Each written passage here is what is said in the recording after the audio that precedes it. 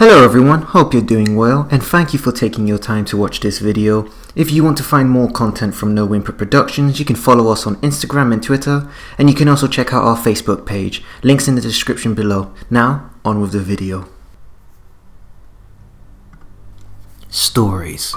For centuries we have used stories to explain and describe events in our lives, or to either explain the meaning or purpose of it. Yet when we break down the pattern of storytellings, we are usually brought to one conclusion.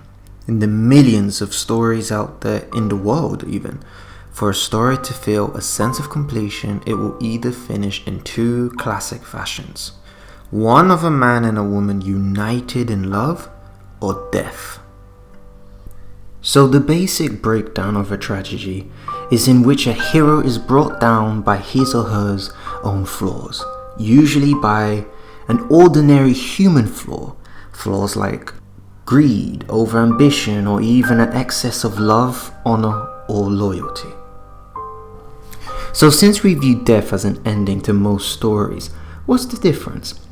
Well, when it comes to tragedy, we know that it is defined by its ending. Most stories don't always show the hero dying happily of old age or living his or her best life. It usually ends with the hero either having a violent or premature death. So in the case of most films, such as No Country for Old Men or the recent Joker and Donnie Darko, we can see that something has gone truly, or in this case tragically, wrong. So there will be some clips in this video, so please be warned, there will be spoilers. I am not saying that all routes lead down to this path, but if we look closely at stories as a whole, then we cannot ignore how stories of the tragedy genre follows a pattern. You could say it even becomes unmistakable.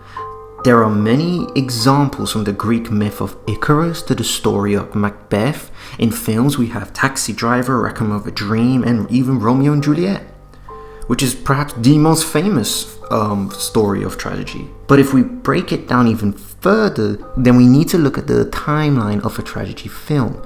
In this case, we will be using Christopher Booker's book known as The 7 Basic Plots, a book that I highly recommend to all storytellers. He explains that a tragedy is broken down into 5 main stages: the anticipation stage, the dream stage, frustration stage, nightmare stage, and finally the destruction stage. So looking at the anticipation stage, the hero is in some form of way incomplete or unsatisfied. This allows his thoughts to be focused on the future by either hope of some unusual gratification or some object of desire or course of action that appears to give this character its focus. This then leads into the next stage, the dream stage, where he or she becomes committed to this course of action. An example could be a character making a pact with the devil, or someone committing to murder to allow his plans to become a success. In this stage, nearly everything is going well, and he or she is winning the gratification that he or she is seeking. You could say, in this stage, they're getting away with it. The frustration stage. Now things have turned for the worse, and everything that has gone wrong is going wrong. The hero can't find a moment of rest, causing him or she to feel frustration, causing the hero to feel compelled to commit even more darker acts. At this point, we could say that the stories would introduce a hidden figure that threatens the plan. Now this leads into the next stage, and this is where our hero has truly fallen into the cracks, and his or her life is just out of control. The hero has a sense of despair, and the threat are coming ever so near. This is the nightmare stage, one of the worst stages for the hero. An example of this is when Macbeth is being cornered and is wanted to be killed by his fellow countrymen, for they believe he is becoming a terrible king, a mad king. Finally, we have the destruction stage. The forces have come against our hero, and he or she will be committed to one final act of violence, and this will usually lead to his or her death by murder or suicide. Once that is done, the hero has been destroyed and defeated, and the story ends. It's pretty intense stuff for a story, but there is a reason why we moviegoers are always watching it. It's usually filled with twists and turns, and it adds a human-like quality and depth to the characters. Using this format, we can create an interesting film that would hook the audience and, who knows, maybe be nominated for an award.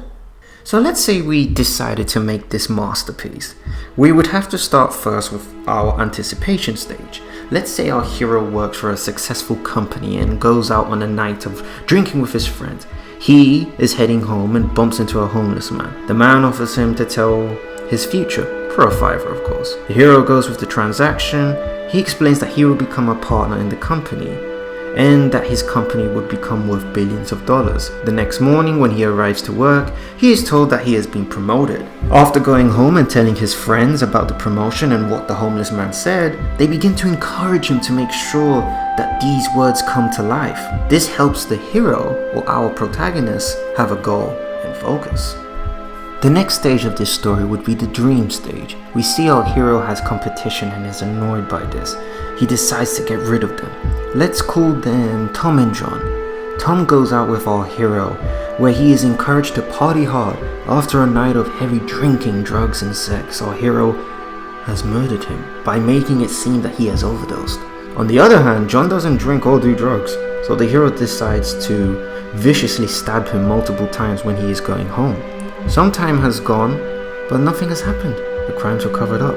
Tom's girlfriend at the time had left the country, causing suspicion from the police, and the hero has become a partner and is worth millions. In the frustration stage, our hero has begun to see a pattern of misfortune.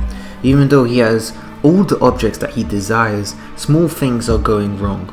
Small deals have gone wrong, friends have left, except for one. And this friend is threatening his position and is climbing the ranks. Annoyed by this, our protagonist will plan to kill him.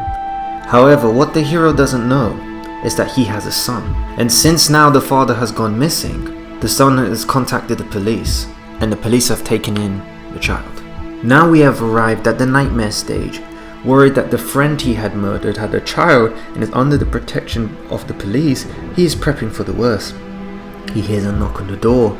Our hero approaches and he sees two officers who want to question him. After questioning him, our hero knows there is no turning back. So on his way home, he receives an email. The company has terminated his contract due to the rumors of murder. Later during the week, the police officers come and more arrive at his door. The final act, the destruction stage. The police are at his door. Our hero has nowhere to run. He goes to the kitchen and pulls out a knife. The police are yelling to open the door. Open up! But while they yell, he slits his wrists. Once the police break in, they see the hero is on the floor bleeding out. The police try to stop the bleeding as much as they can, but it's too late.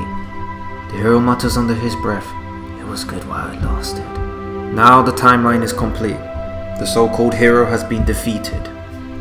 Simple. Yet this is something I thought just now while writing the script for the video, but the secret to this story was another. The story being called Macbeth, proving that there is a pattern to tragedy, and it is shown throughout storytelling.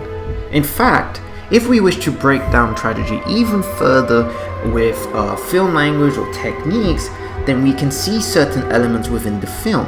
This could be the mise-en-scene or perhaps a montage. We can have the hero preparing for his plan or watching his demise through these montages. This has been practically an essential expressionistic way of showing the director's views of the character.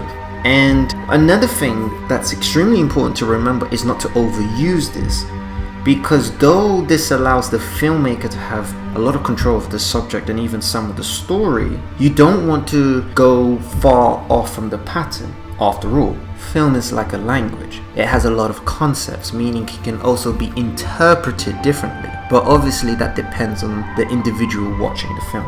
Overall, tragedy is often looked down upon due to the fact that we, the audience, wish to watch a happy ending. And we follow a character with so much potential be brought down to its knees.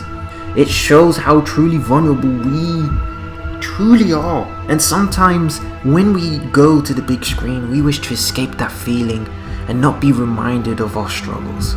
We want to be heroes overcoming great odds and give hope. But with tragedy, there isn't any. So, I hope you enjoyed the video. Don't forget to like and subscribe and follow us on social media. Also leave a comment below of what you want us to talk about next. I love you all. Keep filming. Beijos. Ciao.